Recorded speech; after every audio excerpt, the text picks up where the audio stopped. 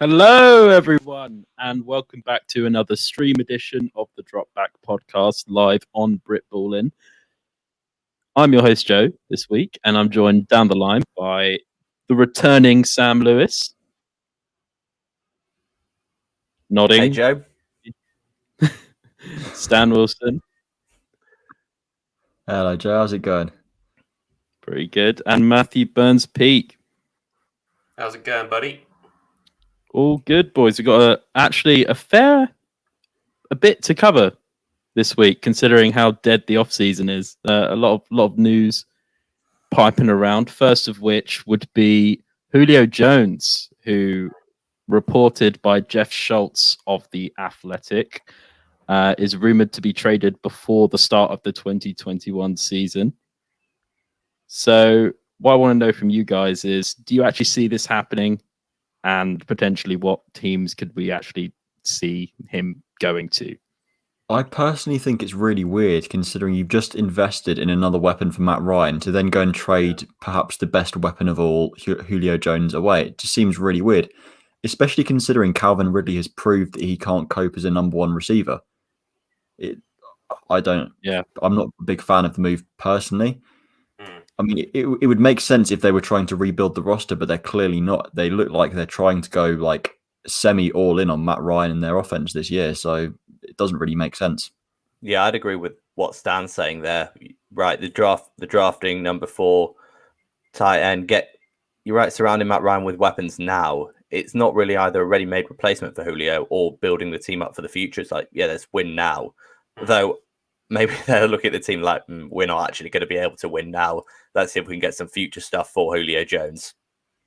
I feel like Julio Jones, like rumors about Julio Jones being traded spring up every offseason though, and it's always seems like a non-starter to me. Like when you've got a guy who's that good, yes, he's on a big contract, but I mean, it's a team that's kind of devoid of stars. I mean, you've got Matt Ryan, of course, and now you bring in Kyle Pitts, who can be that, headline player for the Falcons. But outside of that, there's not really a lot to get excited about if you're a Falcons fan, especially when you think about how derelict the defensive side of the ball is. So I kind of think you need to keep hold of Julio Jones, even for the fact that, he's a franchise legend. He encapsulates everything that Falcons fans like to see from their team. I think if you trade him away, then it's going to be very difficult to get enthusiasm and support for the upcoming season. Unless, of course, they think that Kyle Pitts can be that number 1 guy and Calvin Ridley stays as a number 2 target. And then you think, all right, with Julio Jones, we can sort of get some pieces to build up that defense. But you're not going to line up Kyle Pitts as your ex-receiver like 9 times out of 10. Sure, it's an option in some packages. You can flex him out there to create mismatches and try and engineer weaknesses in a defense. But as I said, 9 times out of 10, he's going to be lined up as a wide tight end or in line on the line of scrimmage. It's not a move that would make sense. But you have to be on the outside to be your number 1 guy. Keenan Allen's often in the slot. You got Kittle is the number 1 guy in San Francisco. Gronk for years was the number 1 guy. I know, but it opens up one-on-ones all over the rest of the place.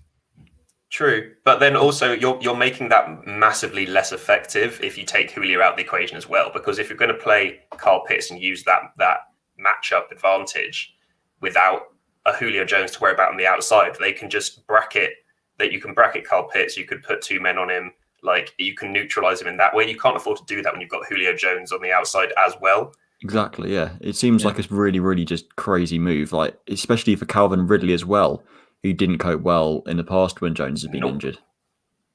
Calvin Ridley does tend to show up, especially for my fantasy team, when Julio Jones just for Joe's fantasy team, though. Yeah, but he does definitely benefit from Julio being on the field, and I think it's just way too early to believe that we've got Kyle Pitts now, we don't need Julio. I think this seems like a bit of just bullshit, to be honest. That's just sort of going around. I mean, also talk about pressure that you're putting on Kyle Pitts, right? Like you're going to draft him.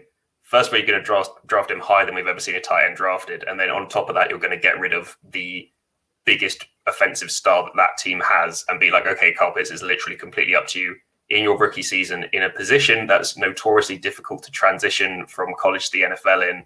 Like, good luck, kid. That seems like a bit of a tough gig to put him in straight away.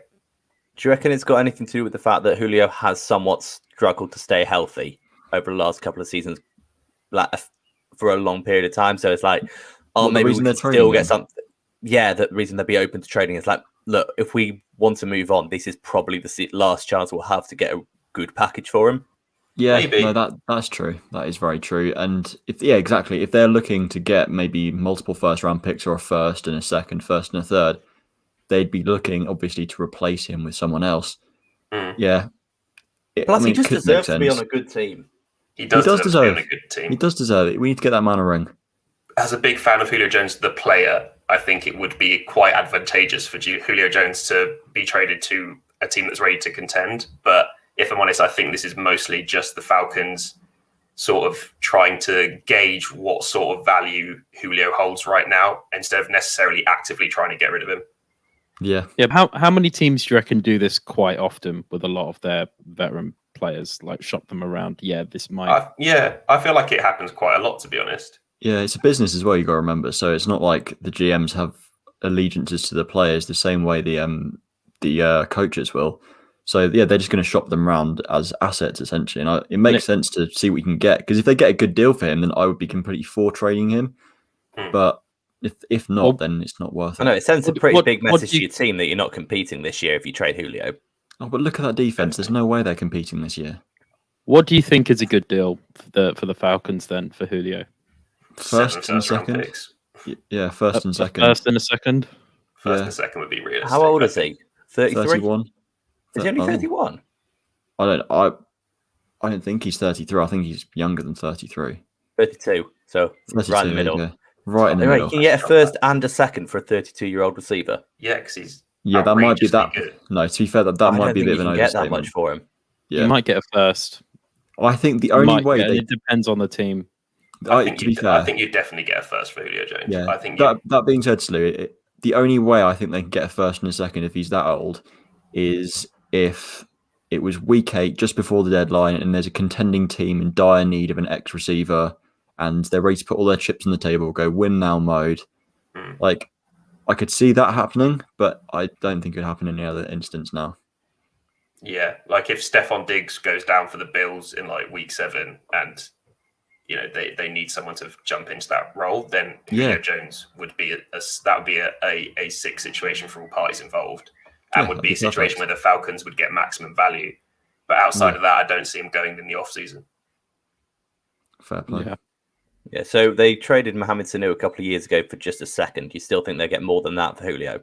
Absolutely. Julio Jones on a different planet to Mohamed I'm not Sanu. saying he's not, but what I'm saying is it'd be funny if they somehow managed to get more for Sanu than they do for Julio Jones. To be fair, even a second for Sanu was pretty high. Let's all agree. Yeah, that was an outrageous trade. That was crazy.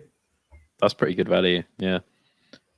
Fair enough. Well, I'll be honest, I don't think it's going to happen either way. I think this is just a little pot stirring that typically happens in the off season. Mm-hmm. So moving swiftly on to another unconventional tight end. We're not talking about where he could end up, Joe.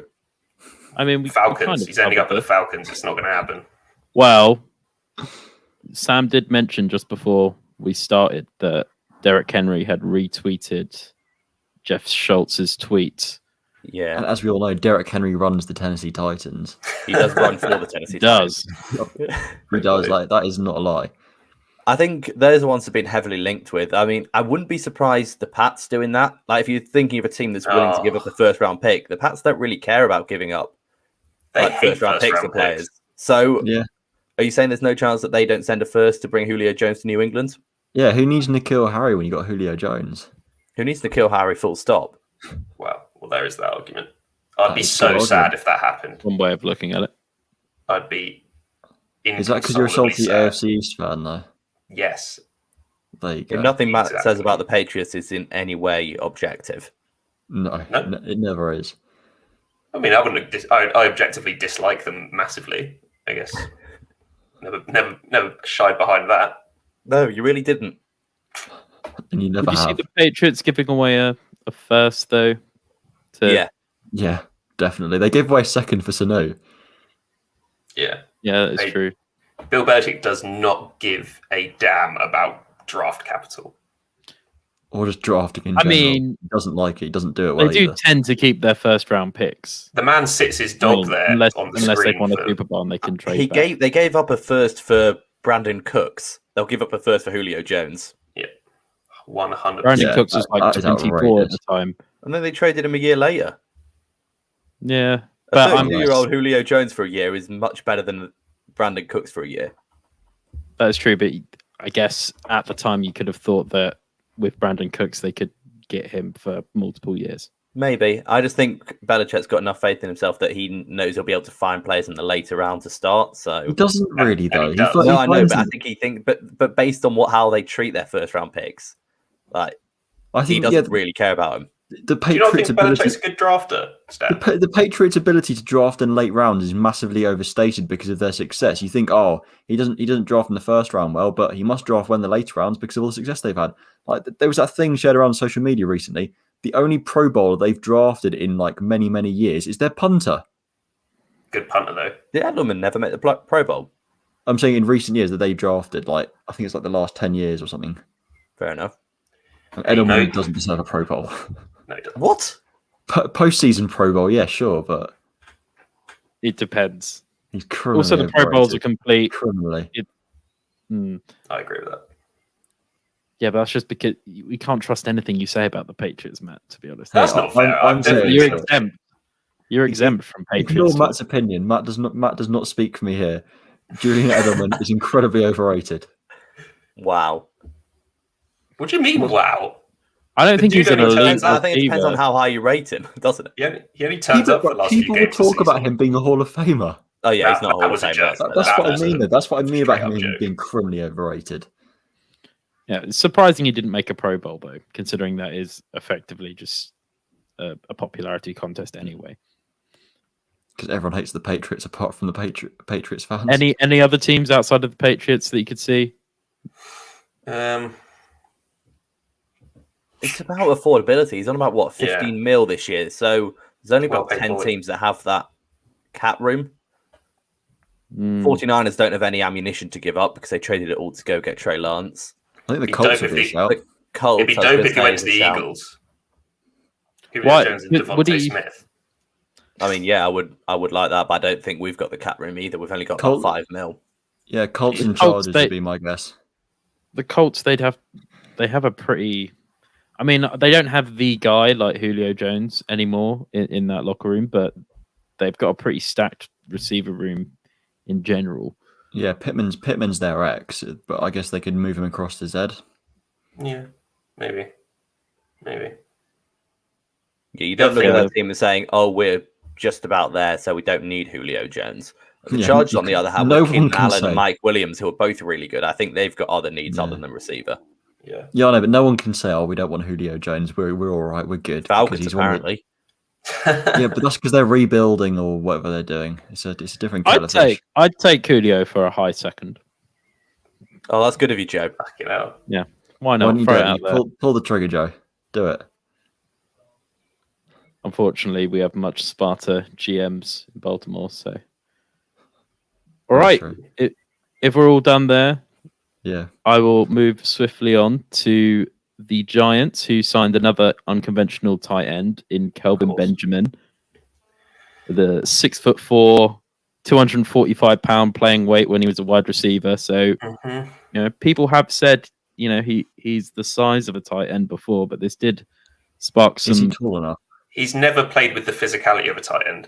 Is he That's tall my enough issue to as play tight well. end? Yeah, Never. Is he tall enough, to did he say, Stan? 6'4" as a tight end. I thought you had to be like 6'6" to be a tight end. He's taller than Tebow. That is Yeah, true. and I'm not an advocate for Tebow playing tight end either. I thought he was 6'5". 6'4" or 6'5". Doesn't matter. Both Either way, he's tall.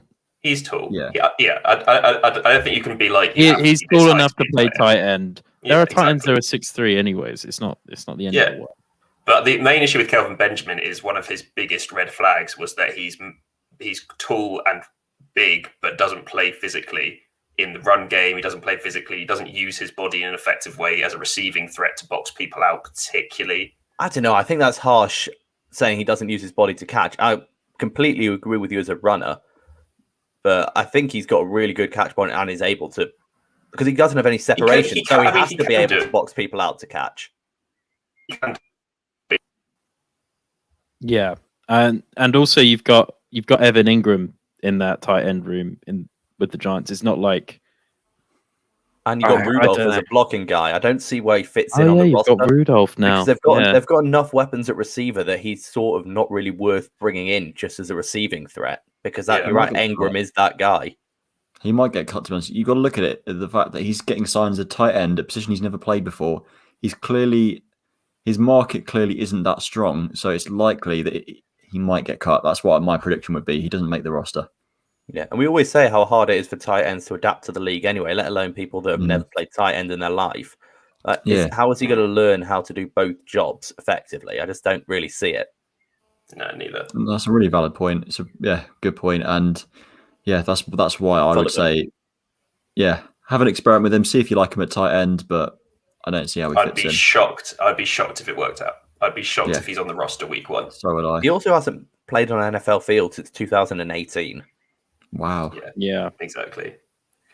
I mean, I don't know. Maybe he spent that whole time shoving weights around and practicing run blocking. But unless he has, don't see it working. I mean, given his history, he probably spent it gaining a lot of weight, to be honest. We don't body shame here on the Drop Back Joe. Hey, I mean, I've gained a lot of weight during lockdown, so it's pretty normal. What I say. Is that to play tight end? But that was one of his issues in Carolina. One of his issues in Carolina that he came in overweight quite a lot, and maybe he's he might not be 245 pounds anymore. He might put on a fair bit, and he can't be playing more than that, can he? He could still be 245 pounds. It could just not be muscle. That's the thing. It has to be effective weight. Just putting on random weight to play tight end isn't going to help you. I can't see him playing weight. I can't see him playing well over 250 pounds. To be honest with you, I don't think he'll be able to sustain it and move as quickly and be as agile as he would need to be an NFL player. Yeah, I think the one advantage you do have playing him at tight end is that he's not going to be up against these really quick guys that he would be up against the outside. So maybe you get a bit more of a mismatch. But he doesn't do enough of a job. There are so many of those guys there. Yeah, that you don't need a guy that has never played tight end.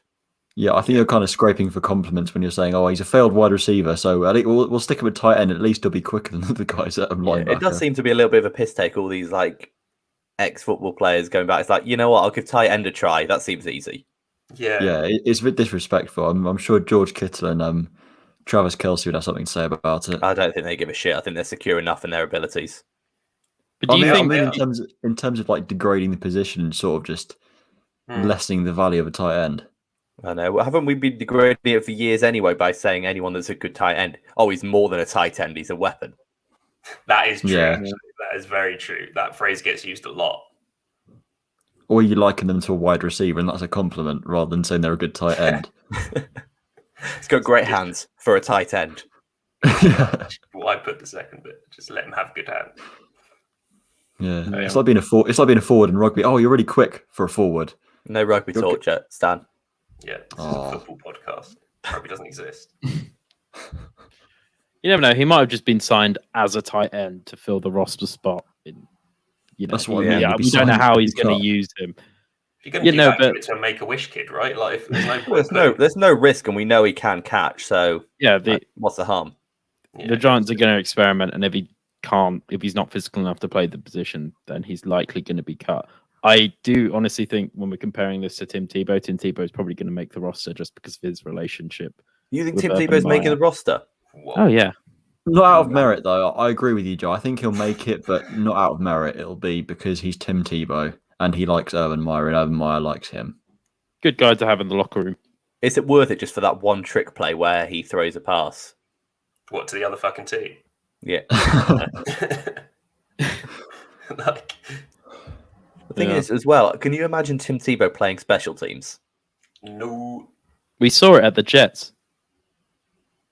He played special teams at the Jets. He was remember he was the punt protector. Oh, was he personal protector? He was, nice. Yeah. Wow. I remember that. It was. I'm back on board. Tim Tebow makes a team. Yeah. He's got experience. He could probably be like the holder for field goals. I could see Tim Tebow playing special teams more than I could see Kelvin Benjamin playing special teams. The issue with Tebow as a tight end as well is that he's only 6'2". Like Stan had an issue with Benjamin being 6'4", and he's not quick enough to run away from linebackers in the same way. Like, he's not. We also don't know if he has hands. We don't know if he can catch a football very well. 6'2" is a big. Urban Meyer's been playing catch with him in the front yard. Urban knows. That is true.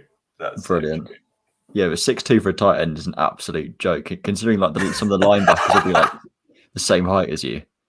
The whole point of a tight end is that you're big and you've got a big catch radius. You've got a high catch point. Yeah. Also, no self-respecting linebacker or defensive lineman in the NFL is going to allow themselves to be blocked by a quarterback. It's just not going to happen. I'd rather take a penalty than be blocked by Tim Tebow. Oh, they'll be absolutely gunning for him. Mm. Yeah, that man's going to be bruised. He will be. He will be indeed. Anyway, so moving on from that, PFF are actually on a bit of a mad one this week. So got another PFF related thing. So they have recently announced their top deep threats of all time, in which they have crowned king Tyreek Hill out of all time receivers as the best deep threat. My God. Interesting. So firstly, what do you guys think of this? Like, do you think he's deserving of the all-time crown? Outrageous? Is it that outrageous to call him one of the best deep threats of all time? Considering he's got Olympic. But no, the best, one of the best. Fair enough. I would agree. They just strung this one guy out to dry on Twitter. Just posted his picture and said, "Ha, this is the guy that said it. Go get him." Back him, not us. Yeah, exactly. I mean, there are just so you can think of so many other players that you would. Randy Moss. Yeah. My pick would be Randy. Jerry Rice played fucking baseball or something instead. Then, like, did we miss the entire? Are you saying Jerry Rice is one of the best deep threats in NFL history? I would say Jerry Rice is it's probably the best receiver to ever play. Yeah, best player to ever. I wouldn't say deep threat. When you think deep threat, you're thinking of an absolute burner. What does deep threat constitute then in this context? Like how PFF said that this is why? I don't know. I think deep threat is it'd be calculating receiver's success over 20 yards or something like that. That's generally considered like a deep ball, maybe 30 yards or something. Mm-hmm. But yeah, when you think of a deep ball receiver, you think of maybe a guy with a bigger frame, or instead like an incredibly high catch point or a big catch radius who's good at winning like 50-50 jump balls. I don't think it's right on Tyreek Hill to say that he isn't. Yeah, it's just I think it's just disrespectful to all these guys that have come before to say that. Yeah, Randy Moss used to shove his hand in the air when the cornerback was still 5 yards in front of him. That's how confident he was. It was good to just blaze past him, and then all the time he did. Exactly. Yeah, she's just ridiculous. Yeah. Yeah. Also, if we're talking statistics, Deshaun Jackson actually leads the pack for most 60-yard receptions. Yeah, so, I thought it was over 50. Which makes me wonder how they've run the numbers and come up with Tyreek Hill as the best deep threat when there are people statistically. Yeah, I think with PFF in general, you've got to question how they come up with their grades and numbers. To be honest, quite a lot of the time, it's completely backwards. Weird. The thing it's always some Jackson weird as well is that no one's going to confuse him as being one of the best receivers of all time, and there's a question if he's even a Hall of Fame. I mean, probably not, and that's as an Eagles fan. But to say that he's not a great deep threat is ridiculous. Like the one thing he can do is get behind a defense. Last year, he was injured the entire year, played one game, scored an 80-yard touchdown. Yeah. That's what he does. Yeah. It's what he does, exactly. I mean, it was against the Washington football team, but we'll breeze against past the Dallas Cowboys, actually, was so it? even easier. Washington had good defense last year. I was going to say, don't start slandering Washington. Outrageous. Yeah, I mean, to prove Matt's point about PFF, they also just ranked Kyle Pitts as the fourth best tight end in football right now. Having not seen him play it down in the NFL. He hasn't played an NFL snap. Yes, but it's using their special weighted scale that only they know about. It's they don't use their weighted scale for everything. Some of this stuff is just like their opinions, but they hide behind they use statistics for everything. It's like that's my. I don't think it's that outrageous. Argument? I think Kyle Pitts is just absolutely phenomenal. I'd be willing to take a bet, man. You don't. But I'm not. These guys are professionals, though, so they should be covering themselves a little bit more than me. I can just say this stuff and not have any consequences. But and you're PFF. Yeah, you do research. Outrageous. Yeah. I mean, I think it's difficult. I mean, the Kyle Pitts one, you haven't seen him play in the NFL. So to say that he's the 4th best tight end in the league is a bit of a joke. But yeah, how many tight ends have we seen sort of not live up to that hype? Yeah, exactly. And we all think Kyle Pitts is going to be great, but the 4th best right now. Yeah. No, that's outrageous, and it's just setting them up to fail with recent history of tight ends drafted early in the first as well. Oh, that's unfair though. Don't look at history. Just look at who he is as a player.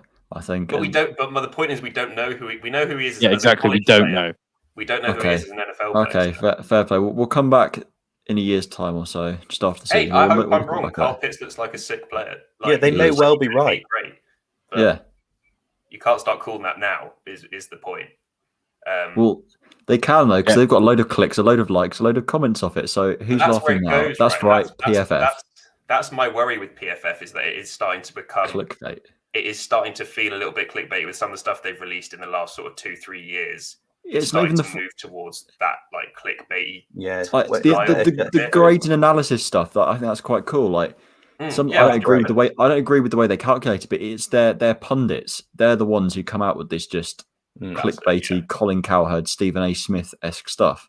The stats side of it, I'm a big fan of, but analytics and football argue with this as well because they watch literally every snap that's played. So it's not like they're just pulling it out of their arse. I mean, sometimes the stats may be skewed if you're not entirely sure what their assignment is, but they do their homework on their statistics. Mm-hmm. Yeah, it is their job. We ain't going to war with PFF. We just think some of their opinions are shit. Fair play. Well said, Matt. That sounds like war. Could be war. Fair enough. So, if we were to actually take a bet on the best deep threat of all time, Randy Moss. Yeah, I would say Randy Moss as well. I'd go Randy Moss. Yeah, I think 4-in on Randy Moss here. We may look back and say Tyreek's up there. I mean, he probably is up there, but Randy Moss is just a different species. Yeah. I mean, am I wrong here, or is sorry? Go ahead, Matt. I was just going to say Tyreek Hill is a good great deep threat. He's a great receiver. Him, but he's not Randy Moss, and that's fine. But just don't say he's better at doing what Randy Moss was great at doing. He's not Randy Moss, and that's fine. That's fantastic. Yeah. Am I right in thinking here that this is the first opinion or subject that we've ever agreed on, all 4 of us? That could be. That could. No, that I think that Devonta Smith's size wouldn't affect him, and it wouldn't be a big issue in the NFL. We were all on board with that one. Yeah, we're all very pro Devonta. Yeah, we're pro Devonta and pro Randy Moss. Slim pickings, though, Stan. You are right. I do think as well, if we're being entirely honest, we were all quite anti Justin Herbert. Which I put that on him as rookie of the year.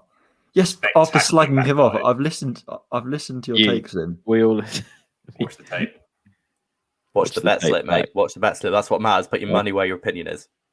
I'd go one further and say I'd actually put Calvin Johnson ahead of Tyreek Hill at the moment, over his career as a deep threat. That's a very good point, actually. He's a different style of deep threat, but when you've got 3 dudes hanging on to you and you're still catching it, that's pretty. Yeah, just like a deep ball receiver who can go up and get it, like Calvin Johnson. Jesus Christ, we'll see.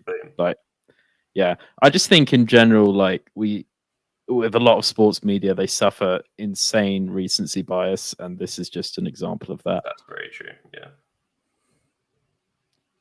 Cool. So, moving on once again to the final segment of the evening. The NFL draft just happened, and we had some exciting rookies taken in the first round. But what I want to know, I guess, let's debate it between us. Out of the first round rookie QBs, what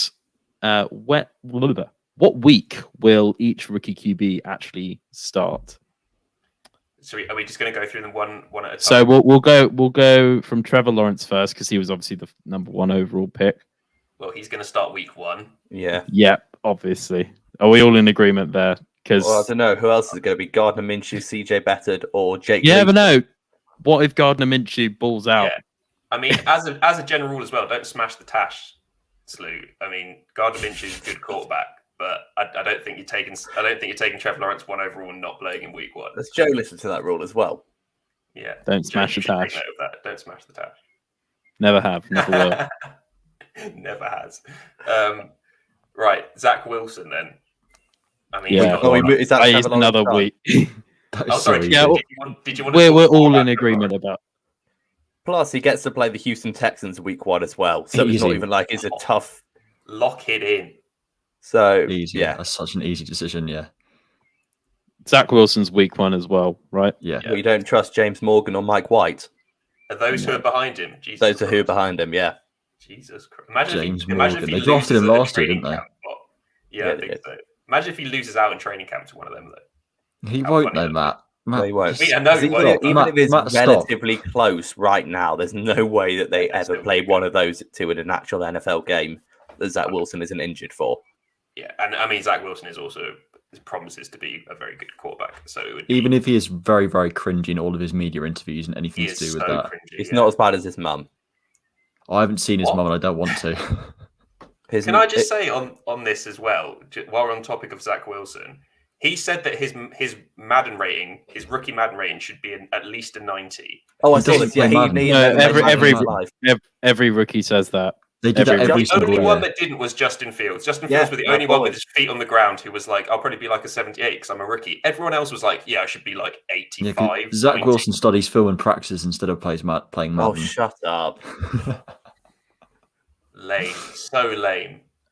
But that does happen every single year. Every It's single so year. annoying though. I hate it. I mean, He is You have so to have annoying. that self. You realize these are professional athletes who have like yeah, I know you've an got that enormous amount of self. No, but Like, he doesn't play Madden. commit- There's Why a don't allow difference it? between like having lots of self-confidence and self-belief and just being completely fucking wrong about what your stats are going to be in a video game. That Yes, but doesn't constitute self-belief. He Mormons thinks he don't should use- be a 90. Mormons don't use electricity for the most part. How do you think they play Madden? That's true. an outrageous statement. You're thinking of It's not Amish wrong. people, for God's sake. No, Oh, he look is at thinking of Mor- Amish people. You're Am I? thinking of Amish people, yeah. You've just said the most ridiculous statement Cheers, live Sam. on stream. Well, there's our Mormon audience gone. Cheers, mate. Oh, God damn it. Ridiculous. Well, every now and then, Stan just comes out with a doozy. You know, I kind of wanted to come back with one of those Amish beards now, just the net beard, no moustache after training camp. You should do it. You should do an apology video with an Amish beard. Well, I mean, apparently they're not going to see it, so what's the point? That's not bold of you to assume I'm capable of That is growing nice. facial hair. Send an apology letter. He's got a harder Also- week 1 though game. Yeah, who are the What is Jets his playing week 1 In game? fact, he's got a really hard start. So at Carolina, who were pretty good on defense Yeah, last decent. year, and they got JC Horn now. They do have And then he plays the Patriots and the Broncos, both of which always have pretty good defenses. So Oh, so he's getting slapped Nice. early. and maybe they will play James Morgan, just take a little bit of a heat. Ease him in. Yeah, exactly. Damn. No, there's zero chance that Zach Wilson or Trevor Lawrence don't start week 1. Yeah. It's not Yeah. happening. Yeah, you don't draft those guys like that high to not start them. Agreed. So let's Yeah, do you want to talk about Trey Lance then? Because let's go on to a bit more of a contentious pick for Trey Lance. I don't think he starts week 1. No, I've got the schedule out ahead of me. I didn't bother with the schedule for Trevor Lawrence or Zach Wilson, to be honest, yeah, because because it's they're irrelevant. starting week 1. So let me read out the games. So they've got week 1 at the Lions, week 2 at the Eagles, Mhm. week 3 Packers, week 4 Seahawks. Why don't you just put it And on he- the screen? That's a good point. Does Joe know how to Really? put things on screen? Why he's Totally doing that. forgot we could do that. All sorts of technology. Whoa. Madness. When's their bye week? I think that's the most important thing for me. 'cause They play- Week Thing 6. is- They play Cardinals 10th of October, and then they've got a 2-week break before playing the Indianapolis Colts. See, I reckon they put him in the Colts game. Then they have that bye week. They have those 2 weeks to let him get more first team reps and acclimatize to the offense and build something around him. And then they start against the Colts. Would be my bet. I mean that's It's not yeah. a strong secondary. It's a decent front seven, but the secondary's not that great. I've got to be I wouldn't honest, be I'm surprised not if he doesn't 100% start. sure he plays year 1. Yeah, I'm Damn. really there. I don't think he'll Really? play. I don't think he's ready at all. I think he's I got think tons of talent. it's He's tons of natural talent, but like in terms of being NFL ready, he didn't play football this year. He's played 1 season as a starter. And I'm not denying his raw ability and talent, but I just don't think he's ready. The same as how Patrick Mahomes wasn't ready to play year 1 for the Chiefs. And we talk about him a lot, but the 49ers have been really good when Jimmy Garoppolo has been starting for them. Yeah, They're I mean, 24-9 with Garoppolo as a starter. I think a lot of that's because of their defense, though, and they've But just they're lost 5 and Rob Saleh. 23 without him, though. So you can't deny that he makes them tick. Like, there are some issues with Garoppolo. Yeah. He's a bit turnover friendly, but he gets them winning games. Yeah, because their backup's Nick Mullins. But hey, Nick Mullins had a few good games. Right, the point is the way I see Trey Lance starting this year, either he somehow beats Garoppolo out in training camp, which I'd be hugely shocked by. Garoppolo gets injured, which That's I think very likely is a likelihood. And then once they go to Trey Lance, I'm not sure they go back to Garoppolo. Or they're already got their playoff seeding solidified by week 18, and he plays in that game, that it doesn't matter. Yeah, but they would do that anyway with any backup quarterback. So, but yeah, I do agree with you. I don't think he needs to play. What I've literally put down is when Jimmy Garoppolo gets injured, he will. That's when he'll go in. It'll be against the Cardinals. We've got JJ Watt and Chandler Jones now. It's game over for him. It could just be when he's walking to work. He's made of polystyrene, to be honest. Like, I don't think you've got to wait long. Yeah, he's had a bad go at it, but to be honest, yeah, I kind of agree with what Stan and Slew have said, that Trey Lance isn't someone that I feel you want starting right away. It would really benefit him to have a season behind him, just to sit and learn, coming off playing one game where he didn't look all that great in that one college game we saw. So, I think he's a very talented guy, but there's no point rushing him in and ruining his career. True. Also, I don't think he'll play week 18 because that NFC West has been so tight for years that I don't think that the 49ers will be guaranteed a playoff spot by that point necessarily. If they get that playoff spot by then that's incredible, and they could make a deep postseason run. But yeah, this NFC West this year is the best it has been in years. Yeah, maybe got the best Seahawks, the Rams, and the 49ers. That's tough. Are you waiting for me to pipe up? Because I'm not going to. Okay, fair enough then. We're not winning that division. I appreciate the honesty. Fair enough. We'll moving on. Get a wild card, but moving on to Justin Fields for the Bears. So let me share my screen again for the schedule. He's got to start. I don't think he starts early in the season. And that's not me being biased. It's the fact they've signed Andy Dalton, experienced NFL starter, and your first game is in prime time Sunday Night Football against the LA Rams, who are a notoriously good defense. Okay, maybe he doesn't start week 1, but I think he starts early. Yeah. Very early. Yeah, Stan's on the thing there. I've seen this all over Twitter. It's like, let's send Andy Dalton out to get sacrificed against Aaron Donald week 1. Exactly. And then we know we have to. The thing is, and then week 2, he gets revenge against the or later on in the season, he gets revenge against the Bengals, doesn't he? So you leave Andy Dalton out for that as well.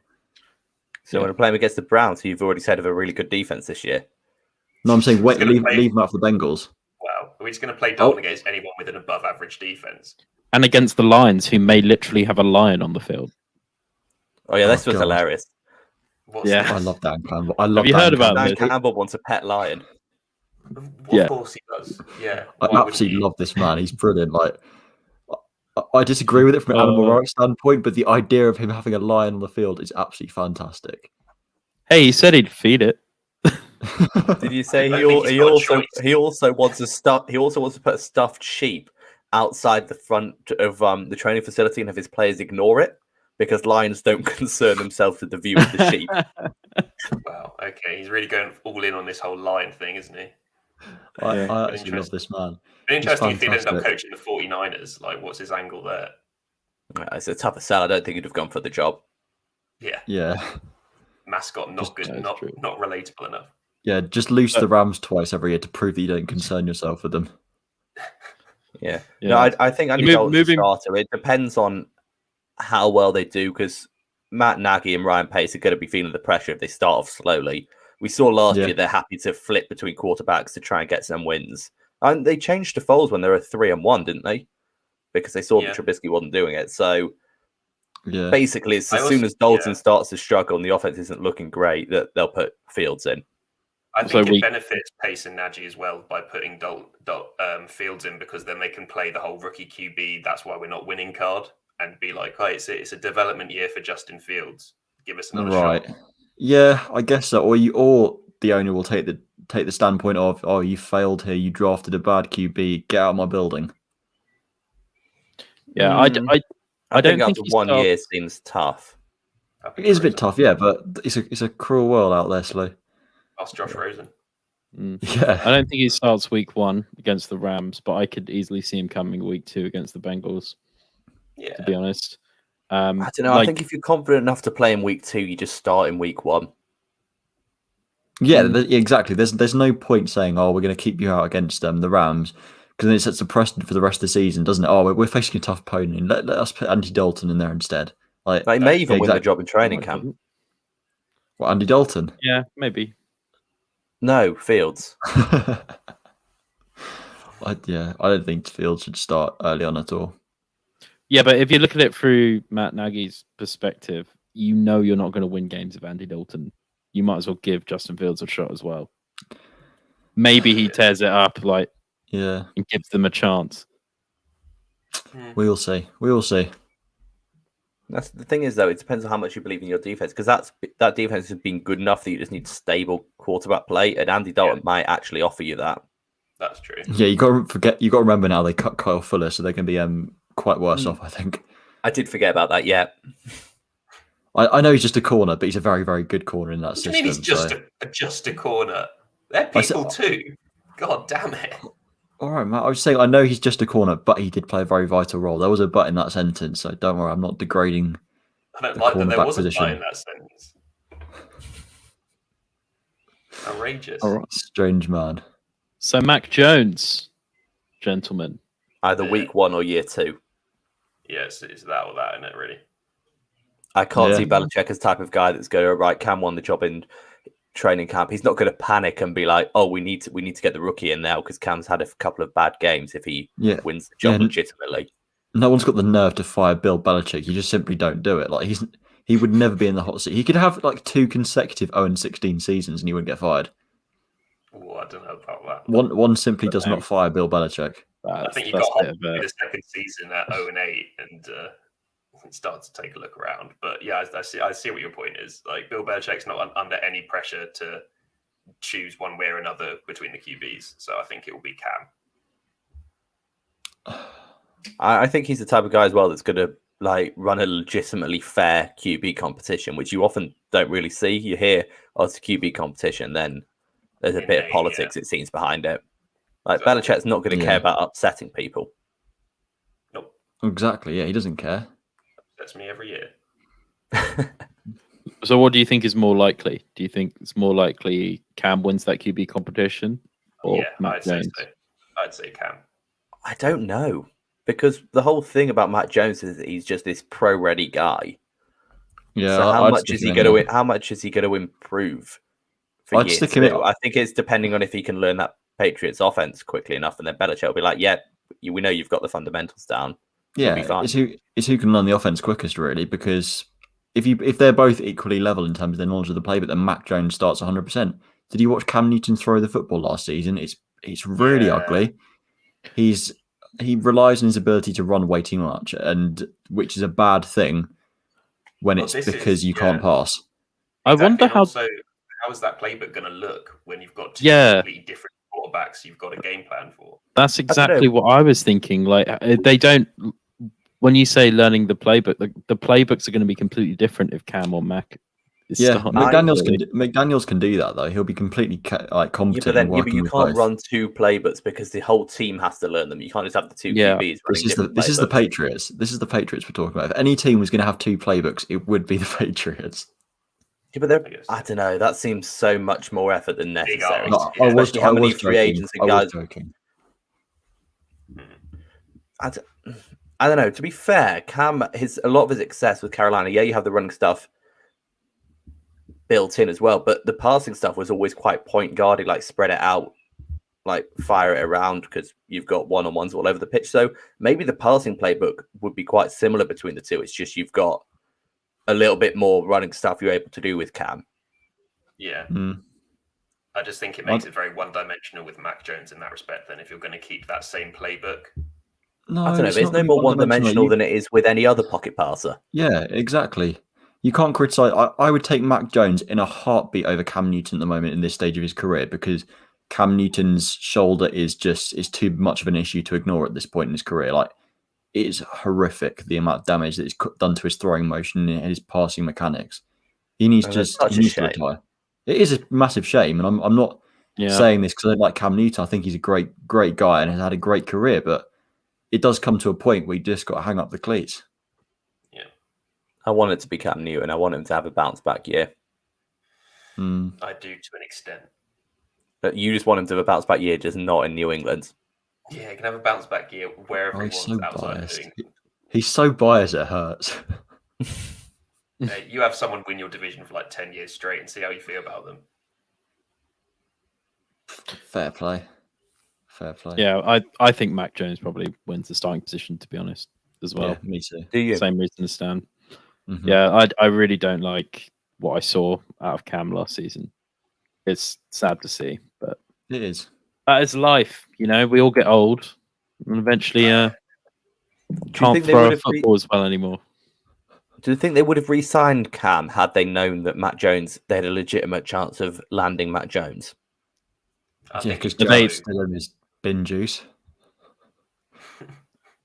They signed Cam for pennies, so I honestly think it wasn't that big of an issue. He played there last year. You know you can get a few wins out of him, but it's not like they were taking a massive risk in signing Cam. Exactly. Yeah, I know, they it might just have had seems that money weird kicking because around he's anyway. such a legitimate star that I struggle to see him as a backup quarterback.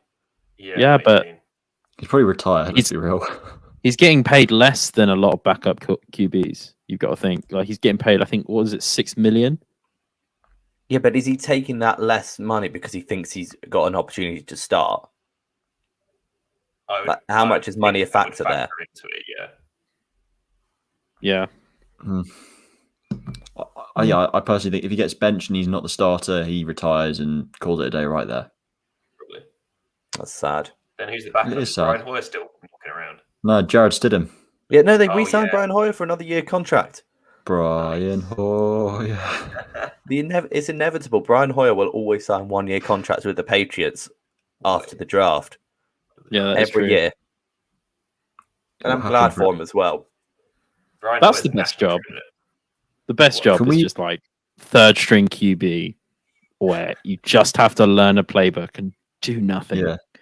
You get Could we, paid a pretty decent backup salary. Is Go ahead. there any way in future episodes we could use the ballad of Brian Hoyer as the outro music? I think for copyright reasons, probably not. But We could least do a just- rendition. feel free to record yourself. We have to do a karaoke version then. Yeah, Joe. I'll get my guitar out. You record it, Stan, and we'll do it. I don't have a guitar though. I don't mean right now.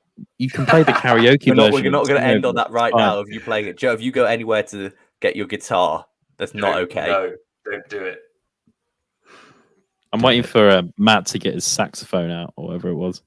I never learned the saxophone. Trumpet. No, Could Matt wants to play trumpet. guess that. I really wanted to learn the saxophone, and then I just didn't buy one. Coward. Oh, it's good. It could have been worse. Saxophone You could have online. bought one. I play saxophone, but I just haven't played it since the first lockdown. Give me a saxophone. No. All right. On that thrilling note, I think we've just about covered all we need to cover. Or we're able to cover. Yeah. All we're able to, yeah. But yeah, stick around every Thursday. Like you see, we've got a stream on with Britballin. Thanks again, guys, for having us on. We also release a podcast every Tuesday, and you can type exclamation mark. Just type exclamation Read the mark. comment. Notify. They can read the Read comment. the Joe. comment. Down there. You know, but this. We also release this as a podcast as well for those who tuned in during the show but want to listen up right at the end. So you can check us out on Spotify at the Dropback or wherever you catch your podcasts at the Dropback for that. Check out our socials: Facebook, Instagram, Twitter at the Dropback. Thanks again, Britballin. I've been Joe. I've been Sam. I've been Matt. I've been Stan. Until next time, peace out.